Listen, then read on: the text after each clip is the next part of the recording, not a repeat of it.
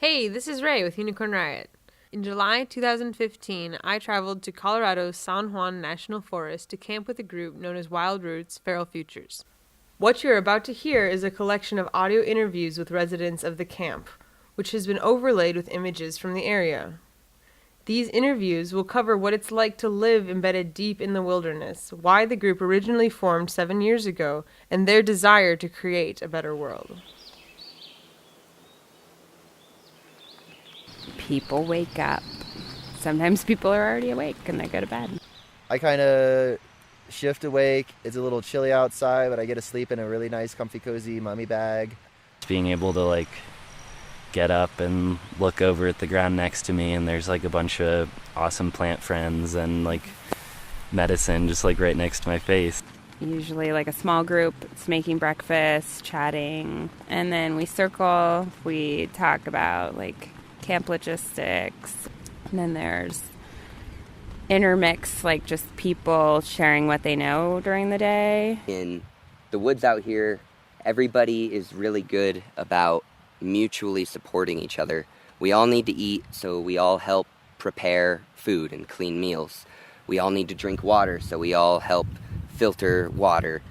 Everything is cleansing, and it's great for the spirit to be out here, to walk on the dirt and get dirty in the mud and the river.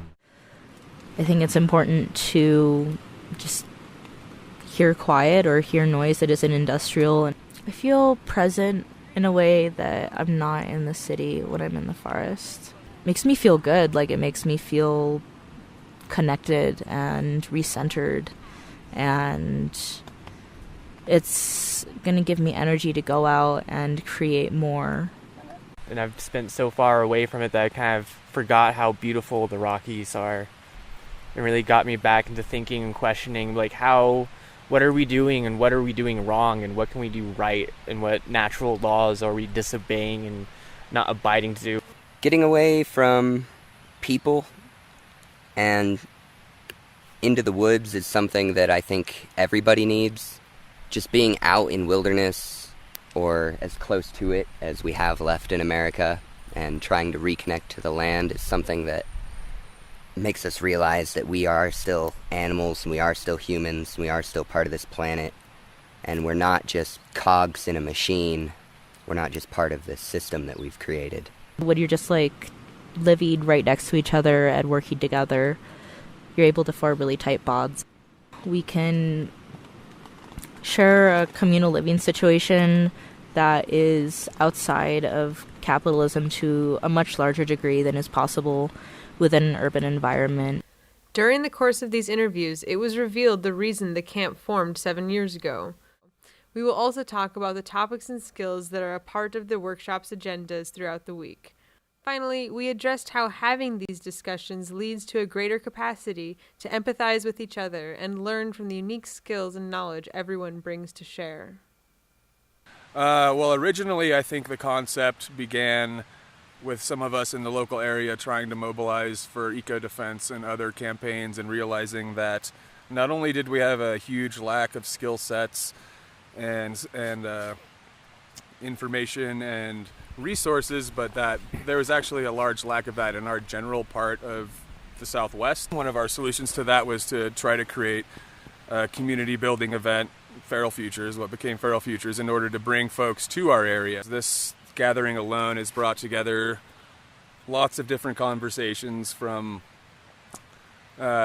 anti-civ and green anarchism and rewilding conversations to conversations about white supremacy and gender oppression, to writing letters to political prisoners, to talking about housing support and urban actions. Maybe it's safe to say that most folks who come here feel that there are some really, really problematic aspects of the dominant culture, if not industrial civilization as a whole, that require being addressed and challenged and confronted.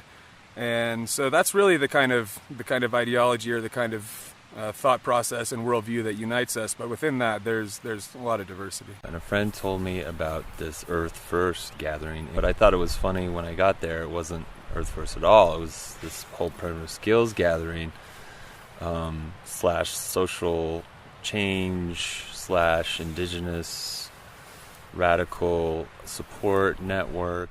We discussed a lot of the problems that have come along with colonization and capitalism, and then what we could do about them.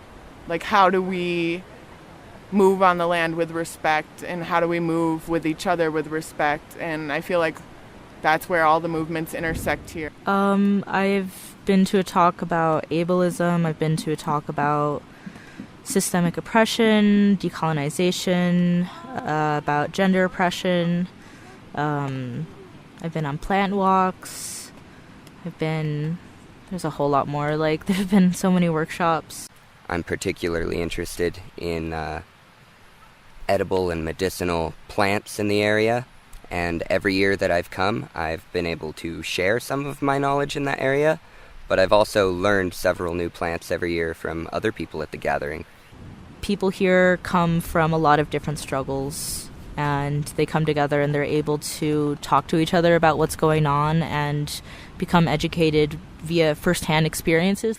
It just amazes me because at Farrell I just feel really smart sometimes and like I have a lot to offer. I've always just been very different from most people and usually feel like an alien. But when I come out here, like, there's like a lot of other aliens. Camps like this are important because they give, again, people a chance to come together and forge connections, but also in a rather unique environment. Connecting to the land and really like being in a wild, beautiful place such as this is also like an aspect of it that we find very important. But we also want to forge relationships and connections with the land and with the residents of the land. There's always a lot of information out there about folks seeking material aid and support. So a lot of us have a lot of resources that we can throw in those directions. So that can look like material aid, or it can look like actually being on the land physically with your body. Here, I feel like we have like a playing ground to figure out in our bodies what it feels like to be more grounded and increase capacity to see others. We bring our anxieties to the front together in a space where we have commonalities, and I witnessed that people work through a lot of panic and defensiveness in this space, which builds capacity to see other marginalized folks without this concept of scarcity or danger. I've been really inspired here by just other people living their life and really being courageous in how they live their life and sharing, and I think a lot of it is sharing. That's how we're going to get back what we've lost. Obviously, the more people that participate that have more skills to share, the more possibility there is for other people attending to learn. And that's what it's all about, is learning from each other and getting better at our ability to survive sustainably on this planet. In this last section, campers discuss ways in which they plan to apply the solutions and skills they've learned to bring balance into today's globalized world. We are change here. I see this community as really striving to answer some of these questions that keep us in a box. It's really important to constantly be discussing these ideas and not like live in a culture of silence about the things that we're afraid that we don't know.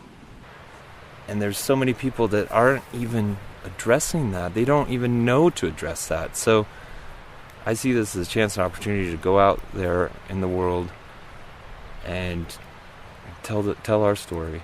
Some of the solutions mentioned are to continue resistance while creating alternatives to relying on a capitalist system, supporting ourselves and our communities, growing our own food, knowing our farmers, trading our skills and things we've made for what we need, homing the houseless and foreclosed homes, creating our own renewable energy on a simple and small scale, boycotting factory-farmed meat, educating others, standing up against oppression in all its forms, and not serving as a cog in the machine.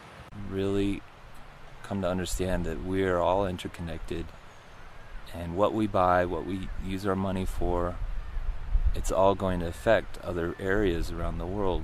We live in a global community now. I think the consciousness is changing for the better, people are realizing, look, we have to live locally and sustainably, because sustainability is the only thing that will last by definition.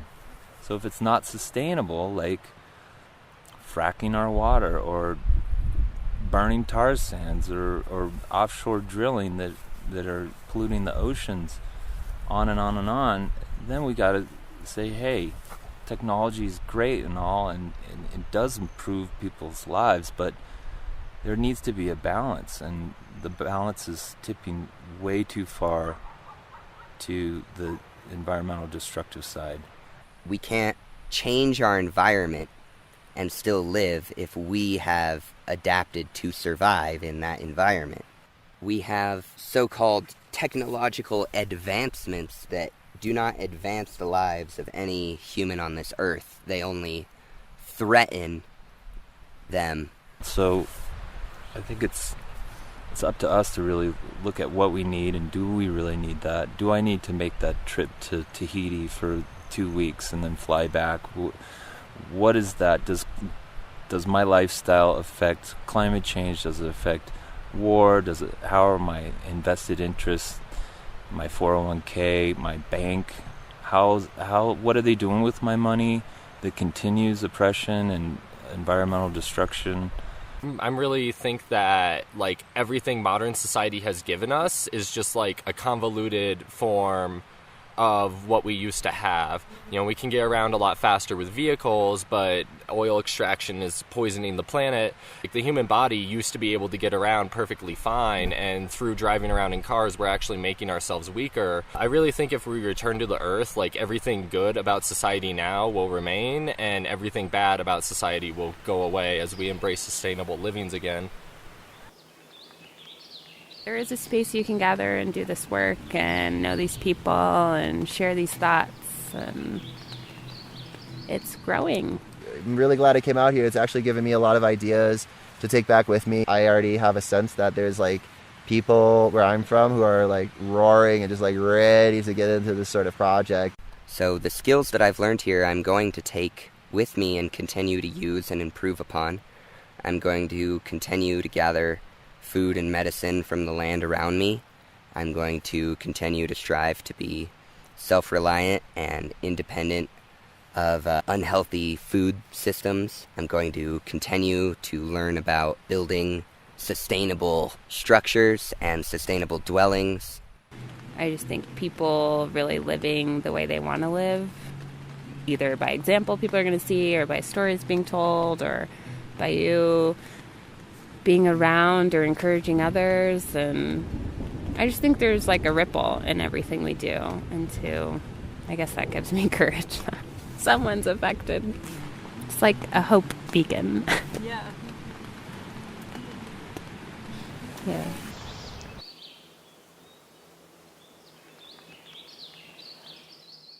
And that's the end of our audio interviews from Wild Roots Feral Futures 2015. This has been a Unicorn Riot production. Unicorn Riot is a horizontally run, decentralized media organization that produces media free from corporate and government funding. We are independently funded through contributions from viewers like you. To check out more of our media, go to unicornriot.ninja or find us on Twitter at @UR_ninja. This is your host, Ray. Thanks for listening.